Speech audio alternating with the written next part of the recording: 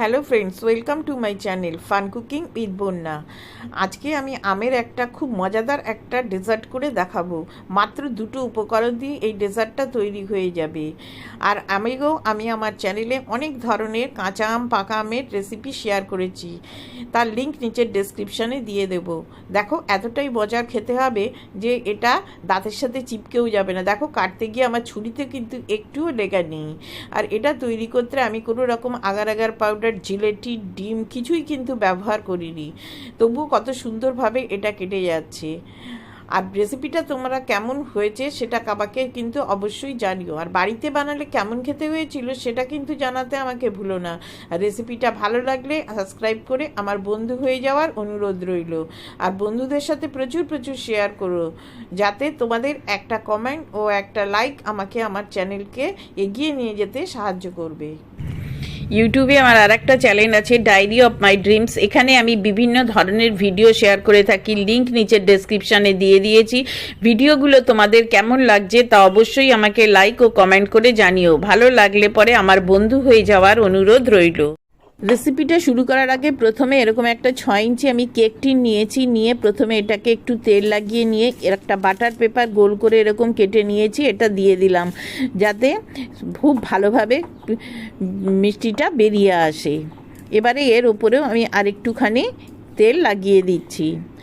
দিয়ে এখানে কিছু আমি পেস্তা কুচি করে নিয়েছি, এই পেস্তাগুলো এর ওপরে এরকমভাবে সাজিয়ে দিচ্ছি। এটা কিন্তু অবশ্যই আগে থেকে করে রাখবে, কেননা রেসিপিটা হওয়ার পর সাথে সাথেই কিন্তু এটাকে এখানে ট্রান্সফার করতে হবে। আর কিছু গোলাপের পাপড়ি নিয়ে নিয়েছি, এই গোলাপের পাপড়িগুলো দিয়ে দিলাম। তোমরা এইসবের পরিবর্তে কাজু বা কোনো রকম ড্রাই ফ্রুটস দিয়েও কিন্তু এটা ডেকোরেশন করতে পারো। দেখো হয়ে গেছে, এবার এটা একটা সাইডে রেখে দেবো। এবার পরের স্টেপে চলে যাচ্ছি। এখানে দুটো আম, হিমসাগর আম নিয়েছি আমি, দুটো আম এরকমভাবে কেটে নিয়েছি। নিয়ে একটা মিক্সিং জার নিয়ে নেব, এর ভেতরে আমগুলো সব দিয়ে দেব। অসম্ভব সুন্দর এই ডেজার্টটা খেতে হয়। আমার চ্যানেলে আরও এরকম আমের রেসিপি দেওয়া আছে, তোমরা তার লিঙ্ক নিচের ডেসক্রিপশানে পেয়ে যাবে। দেখো এবারে এর মধ্যে একটুখানি জল দিয়ে দিচ্ছি, যাতে খুব ভালোভাবে এটা পেস্ট তৈরি হয়। খুব ভালো করে স্মুথ একটা পেস্ট বানিয়ে নেবে, যেন আমের কোনো দানা না থাকে। এবারে এটাকে একটা বাটিতে ঢেলে নিচ্ছি। মিক্সিং জারের ভেতরে অল্প একটু জল দিয়ে ধুয়ে সেই জলটুকুও এর ভেতর দিয়ে দিলাম। দিয়ে একবার ভালো করে চামচ দিয়ে নাড়িয়ে নিচ্ছি। দেখো এবারে এর ভেতরে আমি আরও 1 কাপ মতো জল দিয়ে দিলাম। টোটাল 1.5 কাপ জল আমি এখানে ব্যবহার করেছি।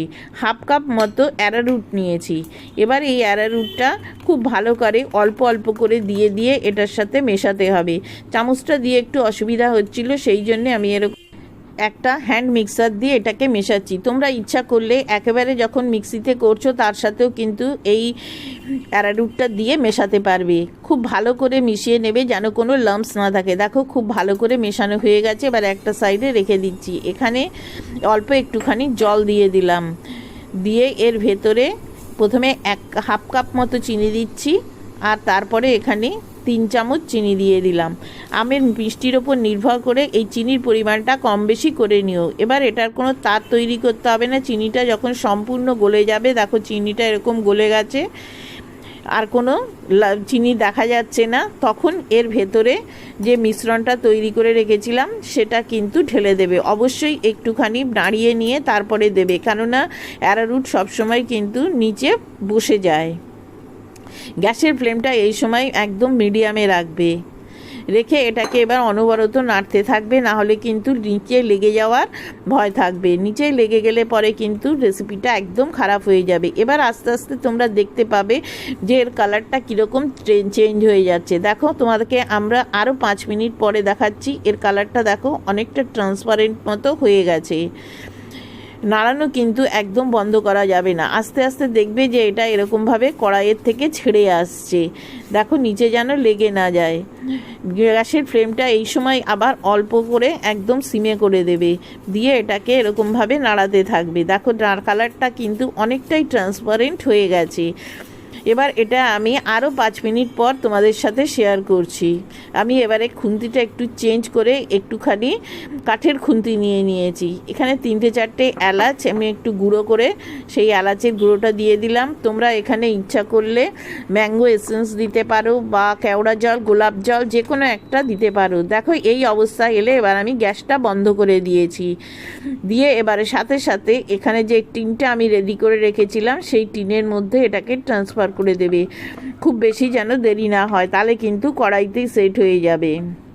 এবারে এটা সাথে সাথে ঠিক যেরকম আমি রেখেছি এই রকম লিকুইড রাখবে, এর থেকে কিন্তু আর কিন্তু বেশি ঘন করবে না। এবার এটাকে একটু ট্যাপ করে নিয়ে রুম টেম্পারেচারে ঠান্ডা হতে দেব।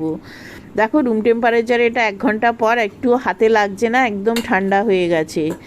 এবারে একটা প্লেট নিয়ে এটাকে এরকমভাবে উল্টে দেবে। দেখো কত সুন্দর দেখতে হয়েছে। কিছু কিছু রেসিপি আছে যেগুলো রান্না করার পর দেখতে এত সুন্দর হয় যে এটাকে কাটতেই ইচ্ছা করে না, মনে হয় যে সবসময় এটাকে দেখি, কিন্তু তা তো হবে না, খেতে তো হবে, সেই জন্য এটাকে কাটতেই হবে। দেখো কত সুন্দর দেখতে হয়েছে, দেখে মনে হচ্ছে না যে এটাকে আমি কাটি। আর দেখতে এত ভালো হয়েছে, আর খেতেও কিন্তু দুর্দান্ত। একদিন বাড়িতে বানিয়ে আমাকে কিন্তু অবশ্যই কমেন্ট করে জানিবে যে তোমাদের এই রেসিপিটা তোমরা ঠিকমতো বাড়িতে বানাতে পেরেছো কি না।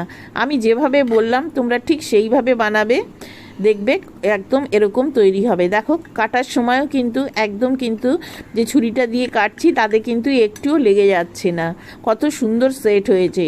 ঠিক যে যে উপকরণ যতটা পরিমাণে নিতে বললাম ঠিক সেই পরিমাণে নেবে, নিয়ে দেখবে যে একদম এরকম হবে।